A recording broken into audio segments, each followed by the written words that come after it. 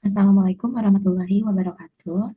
Perkenalkan, nama saya Indah Henry Dewi dengan nomor NIM 2308584 dari kelas 3A Sistem Telekomunikasi.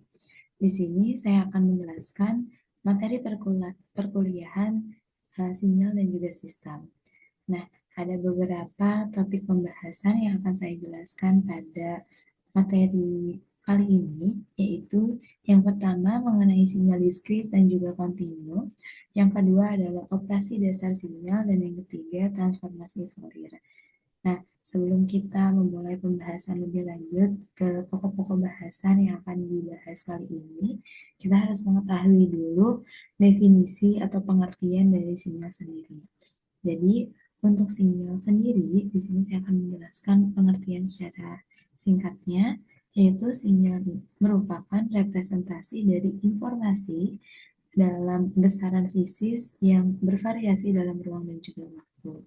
Nah, untuk sinyal uh, XT adalah sebuah fungsi aritmatika yang memetakan setiap detik pada variabel waktu ke suatu nilai real atau saklar. Nah, ini sinyal juga dapat berupa sinyal kontinu dan juga sinyal diskrit, tergantung pada cara representasi dan juga pengukurannya. Ini yang akan kita bahas lebih lanjutnya gitu. Nah, baik, kita langsung masuk saja ke pembahasan yang pertama, yaitu mengenai sinyal diskrit. Nah, sinyal diskrit dan juga sinyal kontinu. Mungkin yang pertama akan membahas mengenai definisi atau pengertian dari sinyal diskrit terlebih dahulu. Nah, sinyal diskrit merupakan sinyal yang bernilai hanya dalam potongan-potongan waktu diskrit saja. Pada jenis sinyal ini, waktu T adalah satu bagian bilangan diskrit sehingga sering ditulis Xn. Nah, di mana N ini merupakan bilangan integer atau bilangan bulat. Sinyal diskrit berasal dari hasil pencuplikan atau kita biasa disebut dengan proses sampling. Jadi sinyal untuk proses pengubahan sinyal ini dibutuhkan yang namanya proses sampling. Baik, kita bahas sedikit ya mengenai proses sampling agar dapat kita ketahui bersama gitu bahwa sampling ini merupakan proses mengubah suatu sinyal kontinu menjadi sinyal diskrit dengan mengambil sampel nilai sinyal pada interval waktu tertentu. Nah, tujuan dari menyampling sinyal ini yaitu untuk merepresentasikan sinyal kontinu dalam bentuk yang dapat dioleh oleh sistem digital. Nah, untuk itu kita mendapatkan sinyal waktu diskrit. Salah satu caranya menggunakan atau melalui pengolahan sinyal pencuplikan, yaitu kita sebut dengan proses sampling sinyal. Nah, untuk proses sampling juga harus memenuhi syarat Newkis, yaitu Fs harus lebih besar 2 kali dari Fi, di mana Fs di sini dapat didefinisikan atau kita ketahui bahwa frekuensi sinyal sampling dan juga Fi yaitu frekuensi sinyal informasi yang akan disampel. Baik, untuk sampling sendiri, di sini terdapat teorema sampling Newkis, yaitu untuk merekonstruksi sepenuhnya sinyal kontinu dari sinyal diskrit yang dihasilkan oleh proses sampling. Nah, proses sampling harus setidaknya 2 kali lebih tinggi dari frekuensi tertinggi dalam sinyal asli. Dalam istilah lain, frekuensi sampling ini harus lebih besar dari 2 kali frekuensi maksimum dalam sinyal aslinya. Nah, jika frekuensi sampling kurang dari 2 kali frekuensi maksimum, nah maka fenomena aliasing juga dapat terjadi. Baik, kita lanjut mengenai contoh grafik dari sinyal sinus diskrit. Nah, di sini kita dapat melihat bahwa ini merupakan contoh dari grafik sinyal diskrit sendiri. Nah, di sini juga gitu ya, terjadi proses sampling dengan proses sampling rate tinggi. Jika bisa dilihat bersama-sama gitu, di sebelah kanan ini merupakan sintak atau kode dari sinyal sinus diskrit sendiri, di mana grafik di sini menampilkan titik-titik diskrit atau batang vertikal yang bisa kita lihat ini, yang hampir mengikuti kurva sinus kontinu atau garis merah putus-putus. Nah, di sini terdapat titik-titik yang merupakan sinyal diskrit sendiri. Nah, di sini merupakan sintaknya, seperti itu. Baik, kita lanjut ke sinyal waktu kontinu. Jadi, apa ya yang membedakan sinyal diskrit dan juga sinyal kontinu gitu. Jika sinyal diskrit merupakan potongan-potongan dari sinyal kontinu, nah di sini sinyal kontinu atau biasa disebut dengan sinyal analog adalah sinyal yang memiliki nilai real pada keseluruhan rentang waktu T yang di tempatnya. Nah, sinyal kontinu ini direpresentasikan dengan amplitudenya berubah secara berkelanjutan atau kontinu. Nah, perubahan tersebut biasa terjadi pada rentang waktu tertentu yang berbentuk sinyal sinusoida. Baik, kita lihat langsung gitu ya contoh dari sinyal sinus kontinu. Di sini masih sama ya, terdapat grafik dan juga di sini merupakan kode atau sintanya. Nah, di sini untuk grafik yang ditampilkan, ini menunjukkan kurva sinus kontinu halus yang bergerak dari 0 ke 1 detik dengan 5 gelombang lengkap. Nah, karena di sini kita melihat gitu ya, terdapat 5 frekuensi dengan titik mulai atau bisa dimulai dari titik 0 gitu.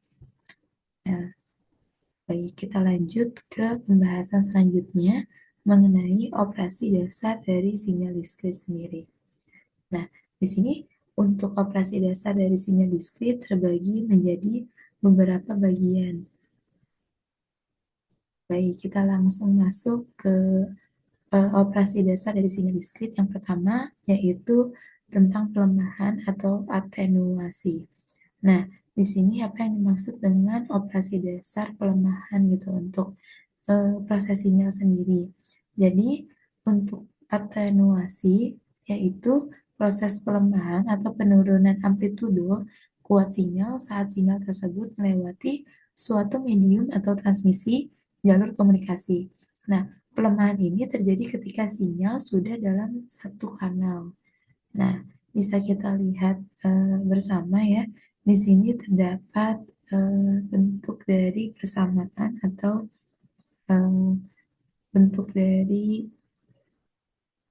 operasi pergeseran sinyal, operasi pelemahan dari sinyal sendiri gitu. Nah, kita lihat di sini ada YT sama dengan A dikali XT. Untuk keterangan dari definisi ini sendiri, di mana di sini juga YT itu didefinisikan sebagai sinyal keluaran waktu. Nah, lalu untuk XT di sini merupakan sinyal masukan waktu. Lalu untuk YN, di sini juga terdapat YN yaitu sinyal keluaran waktu dan XN juga sinyal masukan waktu. Jadi di sini hanya sedikit perbedaan gitu ya dari bisa YT, bisa YN atau variabel-variabel lainnya yang bisa mendefinisikan gitu. Nah, untuk A-nya sendiri merupakan konstanta pelemahan yang terjadi. Nah, biasanya A ini lebih kecil dari 1 untuk pelemahan gitu. Baik, selanjutnya untuk operasi dasar yang kedua yaitu penguatan atau amplifikasi. Nah, di sini untuk amplifikasi sendiri eh, merupakan proses penguatan amplitudo atau sinyal pada sinyal masukan. Nah, ini tuh A-nya lebih besar dari 1. Jika pelemahan itu A-nya lebih kecil dari 1, maka di penguatan untuk A-nya lebih besar dari 1. Nah, ini merupakan bentuk matematis dari operasi penguatan sinyal.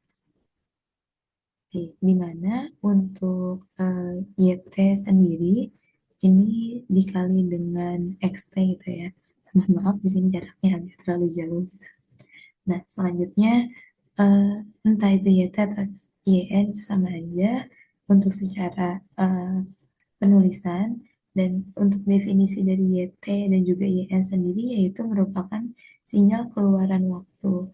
Nah, untuk YT itu kontinu, untuk YN adalah diskrit. Di mana XT juga merupakan sinyal masukan waktu kontinu. Begitupun dengan XN merupakan sinyal masukan waktu. Dan A adalah konstanta pelemahan yang terjadi. Jadi A-nya itu harus lebih besar dari 1. Baik, kita masuk ke operasi dasar sinyal yang ketiga, yaitu pergeseran atau delay. Nah, untuk delay sendiri, di sini merupakan proses pelemahan atau penurunan amplitudo. Jadi, saat sinyal tersebut melewati suatu medium transmisi atau jalur komunikasi, pelemahan ini terjadi ketika sinyal sudah dalam suatu kanal.